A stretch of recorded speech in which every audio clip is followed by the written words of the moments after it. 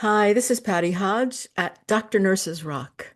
And this is one video in a series of 30 videos we're doing this month on topics related to grief. This is in honor of the passing of a loved one, 10th anniversary. And today, our very special guest is from an organization that does great work that I needed you to learn about, who I just found out about myself, actually. So, Ms. Masey Kaplan is from Loose Ends, and I'm going to read you briefly their mission statement, which is Loose Ends aims to ease grief, create community, and inspire generosity by matching volunteer handwork finishers with projects left undone due to death, illness, or disability. And why is this important to me? Because I'm a crafter and crocheting saved my life while I was going through the aftermath of the death of my loved one. So all of my family in the first couple of years that I was here, because I had very little money because I wasn't working, they got a hat from me. And not this one specifically, but I thought about all the unfinished projects that I've had. So Maisie, welcome. Thank you. Thank you for the invite. And your hat looks amazing on you. Thank you so much. I get I now I'm known as the hat person in the household. Yet, I in the beginning I had very little concentration, and I was ripping out more of my work than I was finishing. And I often wondered what would happen to all of the yarn and all of the projects that I had started and abandoned because I just couldn't concentrate. And then over time, things got better, and I was able to complete more than hats. And I'm grateful to say that I just made a dress for my new granddaughter who's on the way. Wow. Yeah. So, That's amazing. so maybe tell us about loose ends. Well, Loose Ends matches volunteers from anywhere in the world to any kind of textile project that's been left behind. We started in the fall of 2022. Jen Simonik and I were at a mutual friend's house going through her mom's stuff. Her mom had passed away and left behind a bag of crafting supplies, and we were helping her kind of go through and figure out what to do with what to keep, what to donate. And in the process of digging through and organizing that stuff, we found a couple of blankets that her mom had started for her brothers. And the concept of loose ends had been percolating for 2 or 3 years um, since the early pandemic days. And um, we were, Jen and I were each about to tell our friend that we would each take one of the blankets and do them. And we are not crocheters as our first craft. It would have definitely been a labor of love for us to both say yes to these giant projects. And I don't know. So the idea of loose ends had been, we were kind of talking about it, wondering when was the right time to do it. And it suddenly seemed like the right time. We joke that we started a nonprofit so that we wouldn't have to do the work ourselves of doing this site. But we convinced our friend to let us use these two blankets as our pilot. And then another friend in Maine, so this was in Portland, Oregon, and then another friend in Maine, where I live, had two baby blankets that I had been holding on to. And seemed like we were off to the races with four projects from friends who were willing to let us practice on them.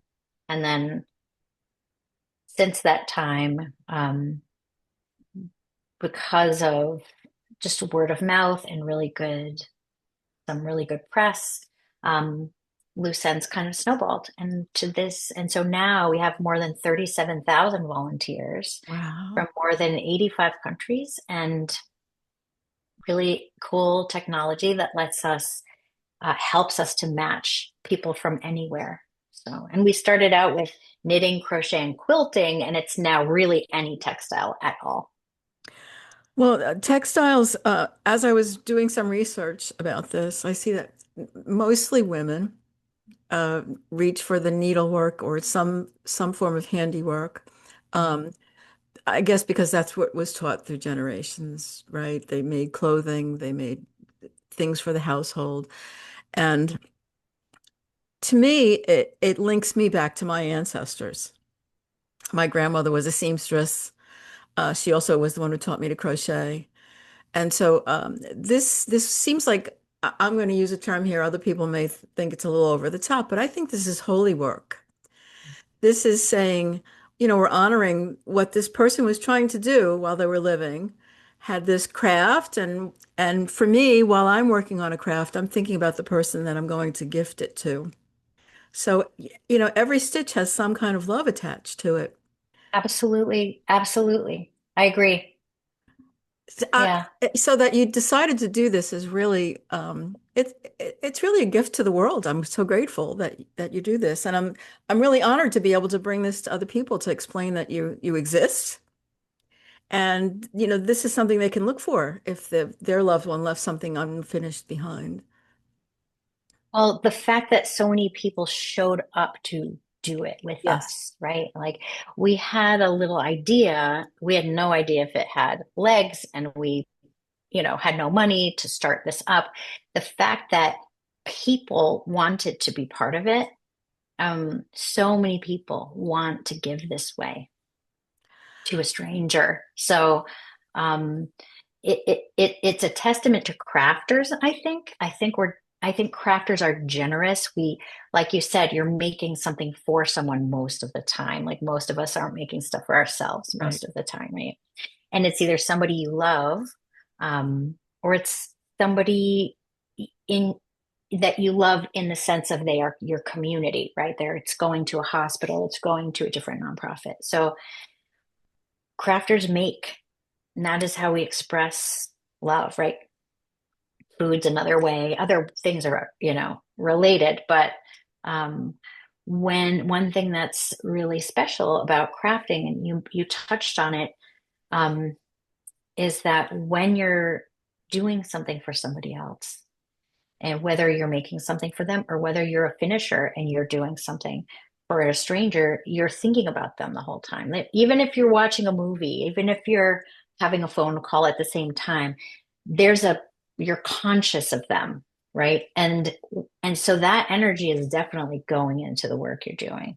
And when we think about the original crafters who left the pieces behind, their DNA is on every teeny tiny inch of that, right? Every piece of string, every piece of fabric that got pushed through a sewing machine or got stitched is there's definitely this physical connection too. So, yeah, I feel like it's holy work. It feels holy to me too. Mhm. Like and I think that the more people who get to experience doing this for another person, um, just it's just a um, I feel like that the more people who get to be generous to somebody else in this way, just the better vibration of the world in general. Absolutely. It's totally Yeah. healing, totally healing. It's not just, uh, in my case, it healed me while I was going through a period of grief, but it's totally healing to be involved with community that feels this desire to complete a project for someone. And it really does connect people in ways that you just spoke about. It's really just amazing what it does. And that DNA piece is so close to my heart too, because I have still dresses that my grandmother made. And she made them Mm. for herself. She was a first generation um, Sicilian immigrant. My mother was the immigrant and first generation American. And they made their clothing to fit into the community, they to be part of the fashion of the time. Mm, And my grandmother and I do not have the same measurements. So I don't exactly fit in her dresses, but I can't really part with them actually. And I'm waiting for like the next family member who sort of fits her body type to pass mhm, them on to, you know. Um, so this whole idea is it's a blessing and that you had over 37,000, you said, volunteers. Wow. mm, So this grief project, this just came to me out of meditation in March. And I put the invitation out, and like you, I did not get 37,000 people, but my inbox was flooded with people who wanted to talk about grief, professionals who had some work with people, or just people who are experiencing grief. And to me, this is one of those things that people don't really talk about, and everybody carries some. And it's not always about the person who's passed, but it could just be about any loss that they've had. So I like that this is projects left undone, not only due to death, but due to illness or disability. Because, the intention when you start out doing a project is that you'll finish it. There'll be an end product, right? And mhm. so you're gifting something to the person that it's important to, and to the rest of the community that you've involved in this. So I'm so impressed. 37,000 people that's amazing. It would have been, we had no idea it was going to grow so big so fast. We've only been around for 3.5 years. It's unbelievable. Um, and so because of that number, though, um, our primary goal right now is to find more projects for more people to do. So we have we have the crafters at the ready. And they were easy to find. We were lucky. It wasn't like, oh, this was so easy, because it definitely was not. Um, but press like get other people and outlets helping us get the word out is how it happened. And getting into crafting communities, we can find crafters because we all hang out with each other. We're Right. like all in one place, like a gaggle. Um, we're at the library on the weekend together stitching, where people go to their places of worship and they're doing that in community already. The issue is the people who leave projects behind are everywhere and they are not easy to find en masse. So um, there's a 1 to 10 project to finisher ratio right now. So there's Oh. 9 people waiting for every person who has the opportunity to be generous this way. Well, this Um, this little podcast, and it's still little right now. I wish that 37,000 people would show up. mm, But it just needs one person, it just needs one mm, person who knows the next person, and I certainly will be passing this word on. And I think we have an app for people in the neighborhood. And I'm just going to put it up there that I had this wonderful conversation with this person who does this stuff. I think this is great. People are people are losing family members every day. People are losing people that they care about, and people are unable to complete tasks for whatever reason and want to get it done. So I think that it will be part of my mission to make sure that people will know that you exist, thank and you. for what that effort is worth, and hopefully, you'll have plenty of crafting to do, just to not because people are dying, but because people want what's left behind to be completed. Yeah, and we hear from people who submit projects that they've been carrying it around like your grandmother's dress, right?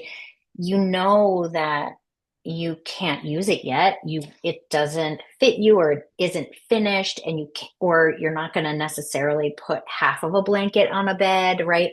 Or part of a tapestry, but you know you can't finish it, but you also know you can't part with it. And Right. so that's where we're trying to really just get people to know that we're here as a free service for them, um, because those boxes and those bags are in closets and attics, in trunks.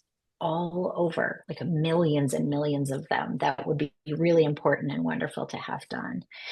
So You know what? I I I did not tell my viewers this yet because it still hasn't happened, but I will have an interview coming up next month with someone who does organizing and is pretty well known on the internet. And I will run this by this person and see if she has an interest in mentioning it somewhere down the awesome. line. Yeah. Yeah, that'd be awesome. Because people are now going through it if they have estate sales, because their loved one has passed, or they have garage sales and they've come across these things. I see things in Goodwill on a regular basis, and I think, how sad is that? Somebody spent I know. hours putting things together and no one knows what to do with this thing. You Um, know, it is sad. Um, I wish, like, what we hear all the time is, oh, I wish we knew about this, 5 years ago. I wish we knew.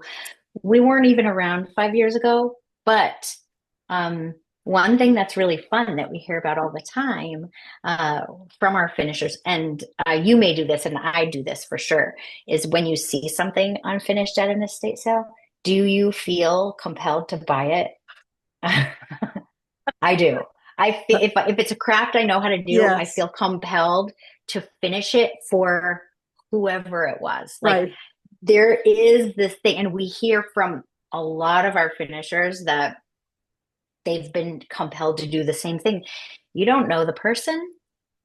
You may donate it away after, Right. but there is this feeling of respecting that they did want it finished. Like you mentioned earlier, Yeah. their intention was to finish it.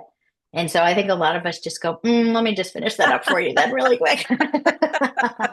So I tell myself anyway that for people who didn't know about us or we were not there in time, and it did get given away, that hopefully someone is loving it. Yeah, A hopefully crowd. these things don't disappear, they move along.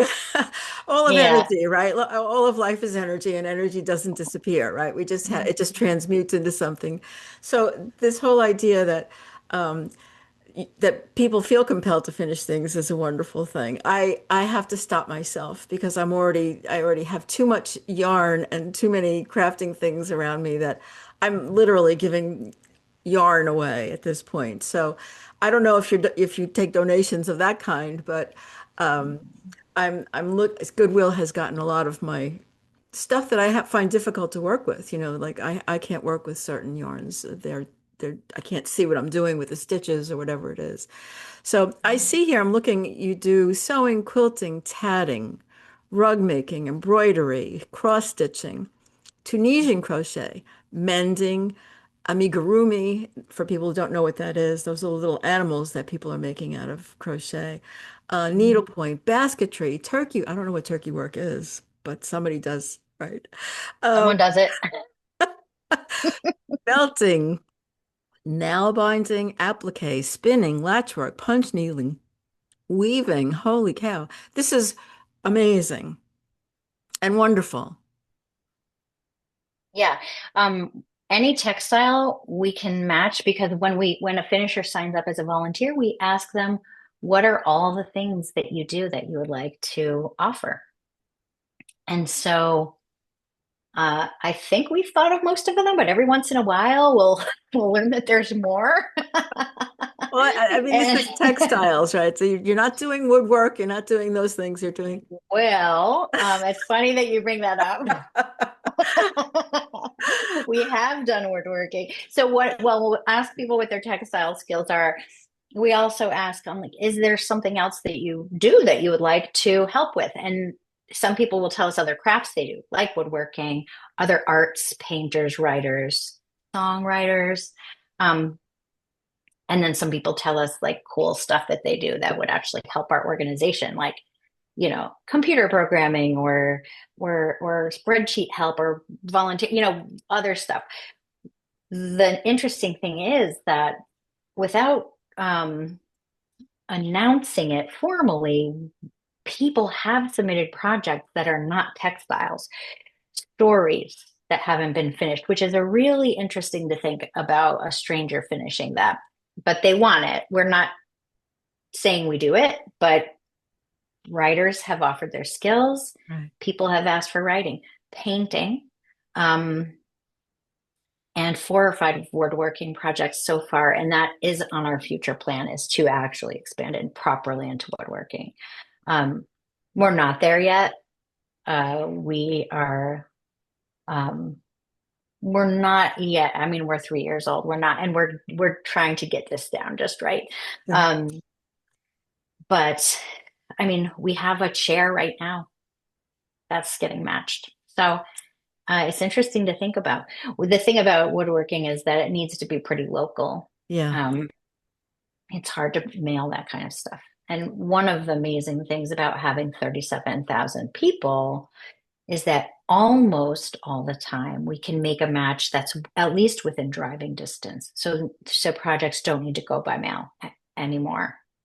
Um, which is great because they're, USPS Yes. isn't always reliable, Yes. and it can be scary and to part with something and let it go into the mail. And plus, when it's a local-ish match and people meet in real life, it creates a friendship that wasn't going to be there otherwise. And we hear about that all the time too. Just people continuing to hang out after. That's amazing. Do you have a favorite story? Am I putting you on the spot by asking you that? There are so many amazing stories. Yeah. There are a lot of stories, and obviously every project is special, and we would never prioritize or say one was more special than another because they are someone's personal project. Right. We don't always get a lot of backstory, not always. We often do. But sometimes people will submit a project. We ask for, like, who was making this? What do you know about it? Sometimes we get amazing stories about the original crafter in their life, or about the relationship between them and the person they were making it for. We sometimes get really great stories. And sometimes people will say, my sister was making this, I want it done. And that's all we know. Right. So, um, so I'm just, this is all me blabbering on to say that if I told you a story that I thought was really special, it's not because it's more special, Right. right? It's just because we were told this and it touched us. And there are a lot of stories that are at that level where we, reading it, are just brought to tears, or Yeah. just really like, either for good or bad reasons, right? Like either it just really like beautiful, weird, coincidental, like crazy stuff happened all the time. I love when that stuff happens. That's just like kooky stuff, like Yeah. really unexpected, weird stuff. And then sometimes it's tragic and we're miserable for the rest of the day. Yeah. So, anything related to gun violence is terrible. Anything related to like children, or, um, there are certain stories that are just, that's when this work um, does feel holy in many ways. We're making a Yes. connection between people that are going to have this special bond with each other. Um, but um, it's really fun sometimes to hear just the weirdest coincidence stuff happens a lot. And it's really, I mean, we're not religious. We're not a religious organization at all. Yeah. Um, and we will finish religious projects like Christmas stockings, or Jewish prayer shawls come through. Um, but we're not a religious organization. We are not claiming to be any spiritual organization. But there is stuff that happens here that is just hard to explain. Let's just say it like that. Well, I can identify with all of that, honestly. So, and I think there's a lot of joy in the work that you're doing, despite the fact that some of these stories may be very hard to hear, and to work with. I mean, that's the whole thing about life and grief and the way that we are with each other.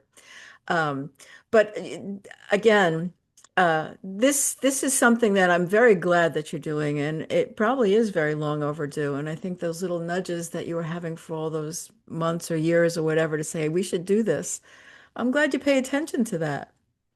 Mm. Obviously, it's needed in the world, uh, and I think it has a life of its own at this point. Like I think what we're just trying to steer it in the right direction, yeah, and but the energy behind it is, I don't believe, made by us. Like that came. We just said, yeah, sure, we'll try this out and see if anyone else thinks it's cool. Like we thought it was cool. yes. Um, and then just it feels like it has a groundswell. It just feels like the world wants it, or maybe all the original crafters really, really want their stuff Well, done. yes, I think that that's part of it. I think that's part of it. I think, that's part of what's this whole grief series has been bringing up is, how people perceive what's happening to themselves and the stories that everybody has a story. Everybody has more than one story. So, that you're part of our little community now is important to me, and I hope you know that. You're more than Mm. welcome here, and I'd love for you to come back and talk to us more about what you do if you'd like someday. And definitely know that you've contributed a great thing to this project, right? Just by talking to me today. Thank you so much for the invitation. I mean, we're really trying hard to get the word out that we exist and that we're here for people. There's no charge for anything, um, and we are growing at the rate we can fund, Yes. Yeah. essentially. Um, so but our finishers are an army and they're ready for work. So, uh, Well, anyone with a project is welcome to submit it. I will put all the information that I found about you, about your website and how people can reach you and how they can make a donation. If there's anything else that you want me to know, you'll send me that link along and I'll put it in the description below. But for today, I think I'm thrilled to meet you and I'm grateful for the work that you're Likewise. doing. And do be a part of our community here. And what I usually say at the end is bye for now. So, Hmm. so we'll do that. Bye for now. And hopefully we'll see you again, Maisie. Thanks so much. Awesome. Thank you so much.